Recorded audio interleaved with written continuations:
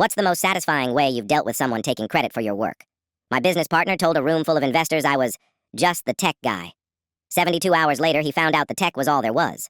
Sterling and I were roommates who started a company. His pitch, my platform, every line of code, every feature, mine. Weekends gone, holidays debugging in an apartment that smelled like cold takeout.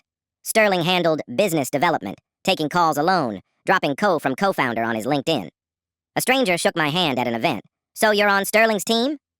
He wasn't always like this. In college, he split his last $40 with me when my aide was late. That version of him vanished. What Sterling never checked, not once, was whose name was on the filings. Then came the pitch. Glass-walled room downtown. 3 investors across the table. Sterling ran every slide. An investor turned to me with a technical question. Sterling leaned in. "Let the adults handle the business side." One investor glanced away. Something behind my eyes went still. Processor cold. I slid my headphones off my neck, set them on the table, lenses down, like closing a book. Said nothing for the rest of the meeting.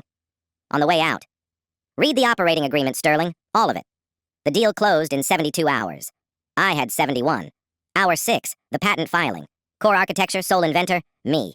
Filed 14 months ago, 2 months before the LLC. Hour 18, section 4.7. Nothing ships without my written approval. Hour 30, a term sheet. 60-40. My name on every document. Public correction at the board meeting. I poured bitter black coffee into a mug that read, "Co-founder." A gift from Priya I'd never found funny until now. The co was starting to fade. There was a version of this where he just said my name in that room. That's all it would have taken. Part of me still isn't sure he knew what he was doing. Hour 71. 8:47 a.m. One email. Sterling called. "What do you mean you're declining to sign?" Section 4.7.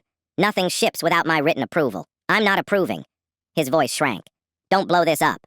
You told a room full of investors to let the adults handle the business side."